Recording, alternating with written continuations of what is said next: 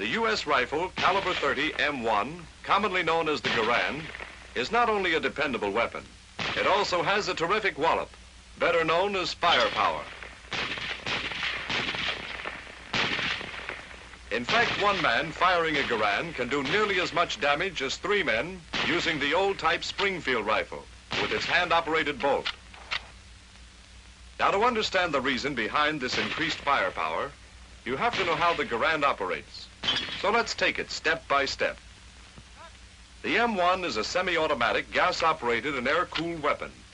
It's fed from a clip which holds 8 rounds. And only a fraction of a second after the trigger is pressed, a bullet is on its way.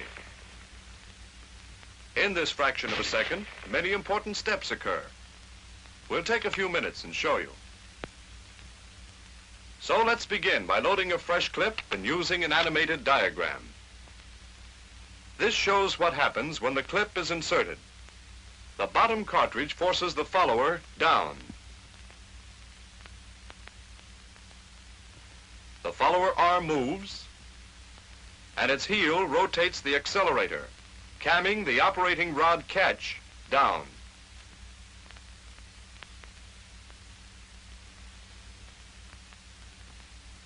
We'll now add the operating rod, spring, and bolt to the diagram.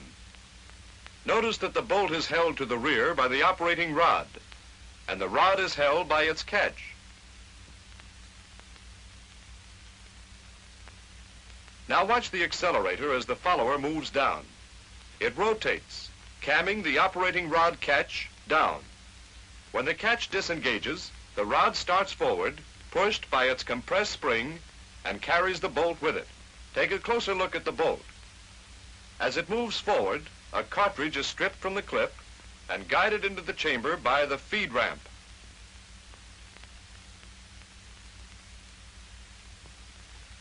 When the cartridge is nearly seated, the bolt begins to lock. Watch how the cam surfaces in the operating rod handle act on the operating lug and rotate the bolt into the locked position once more.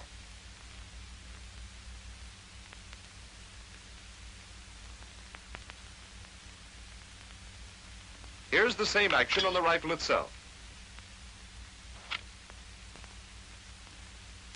Now, as the bolt locks, the extractor snaps into the extractor groove, and the ejector is forced into the face of the bolt, compressing the ejector spring. Remember that this happens as the bolt is locking.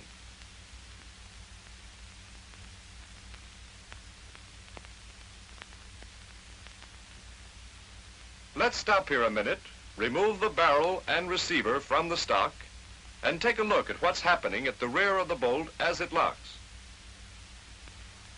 Here we are. Now watch the firing pin tang line up with a cutout slot in the receiver bridge when the bolt rotates. Here's the complete action of locking.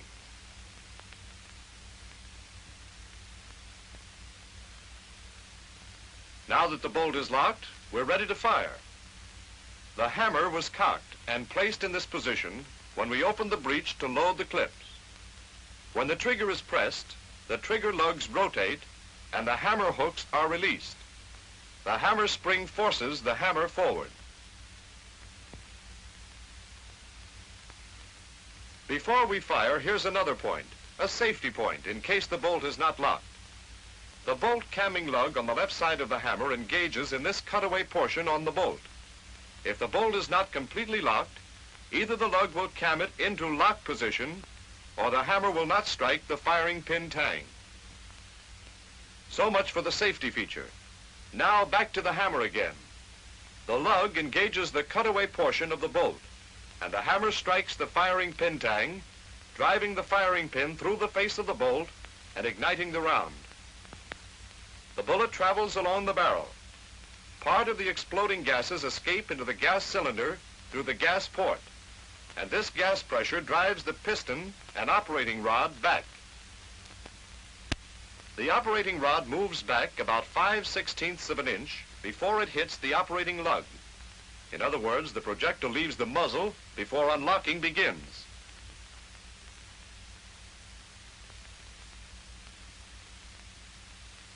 Then the cam surface in the rod handle hits the operating lug.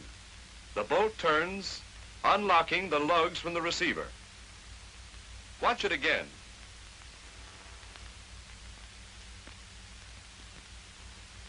The left operating lug cams against a small surface in the receiver, withdraws the bolt slightly, and breaks the cartridge case loose. This is called initial slow extraction.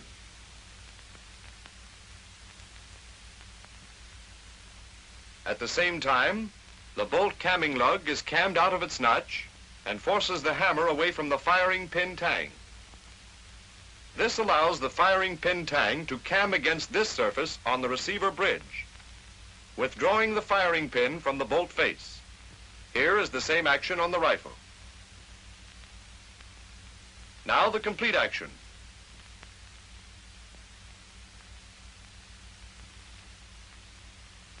The bolt then is free to move on, and the operating rod continues back with the bolt, compressing the operating rod spring. As the bolt moves back, the extractor withdraws the empty cartridge case. As the neck of the case clears the breech, the ejector jumps forward, pushed by its spring. The case pivots about the extractor and up and out of the receiver.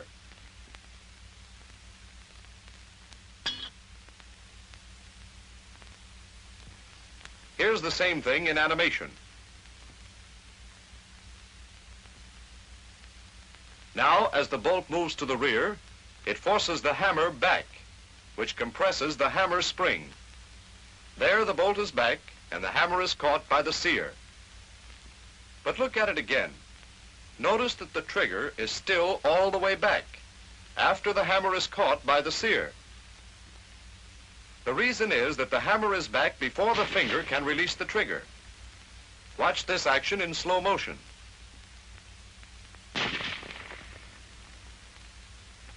Now we let the trigger forward. It frees the sear from the hammer, which starts forward, but it is caught by the trigger lug. Watch it once more.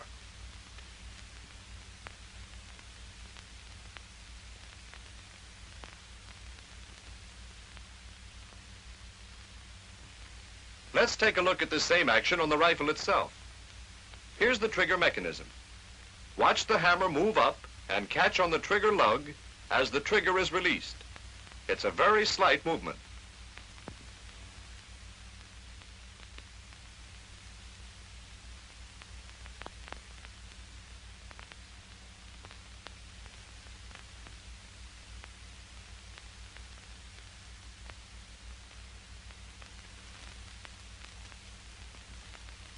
Now, as the bolt reached its rear position, the magazine was uncovered, allowing the empty case to be ejected. We'll use the diagram and take the bolt to the rear again. Notice the follower move up, pushed by the follower arm, rod, and spring. It pushes the next cartridge up into feeding position. Now counter recoil starts. The operating rod spring expands. The rod moves forward, pulling the bolt. The bolt strips a fresh cartridge from the magazine and seats it in the chamber. The bolt locks, and we're ready to fire again. The rifle will fire each time the trigger is pressed until the magazine is empty.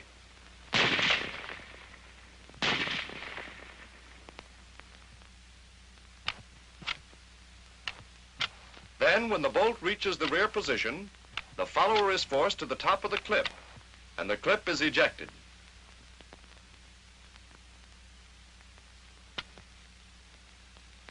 Here's how it's done. Notice the curved part of the follower rod. It cams the operating rod catch up, and the catch holds the operating rod back. Let's repeat it.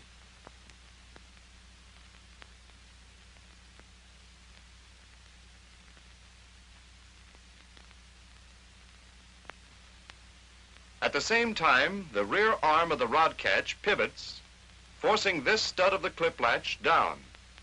The clip latch spring is compressed, and the latch disengages from the notch in the clip. The clip ejector forces the clip up and out of the receiver.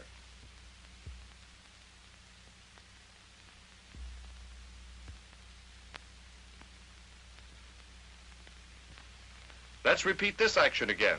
The follower goes up. The operating rod catch is cammed up and catches the operating rod.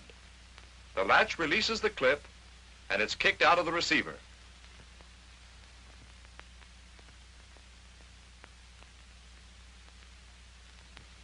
When the fresh clip is loaded, the clip latch spring expands and the latch again engages the clip.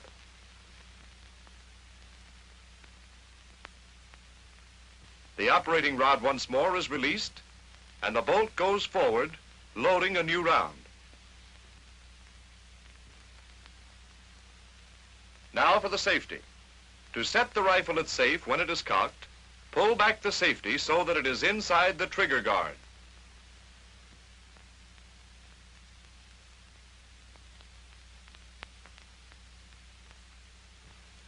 Here's what happens.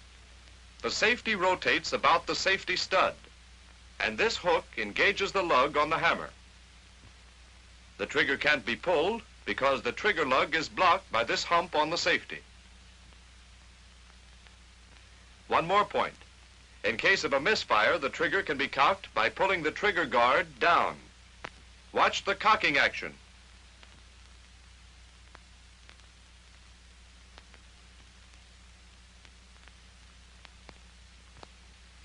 Now let's go back and review a few points. A loaded clip is inserted.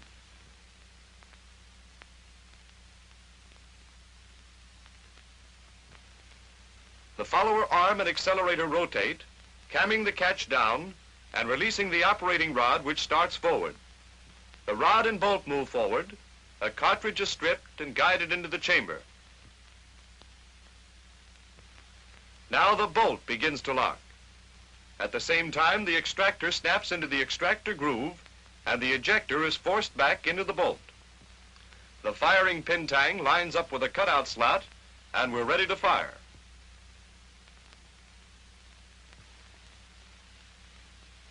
The trigger is pulled. The trigger lug rotates and the hammer goes forward. The firing pin is struck and the cartridge fired.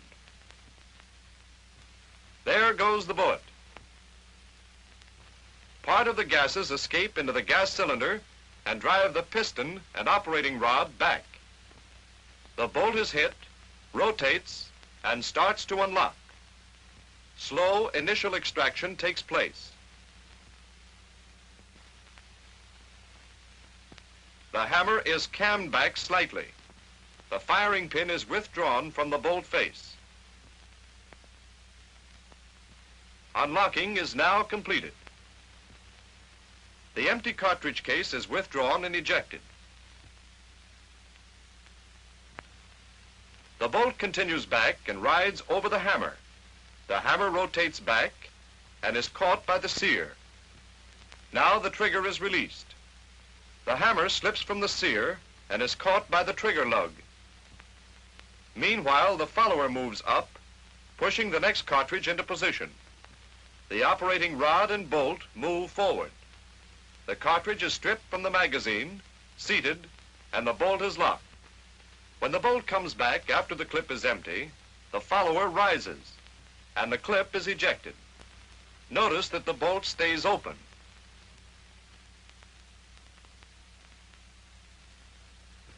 Well, that's the inside story of the M1 rifle, and it took quite a while to show what happens in just a fraction of a second. However, a knowledge of how the gun operates will help you plenty. Whether you're in the field or in the shop, if you know your weapon thoroughly, you can keep it firing.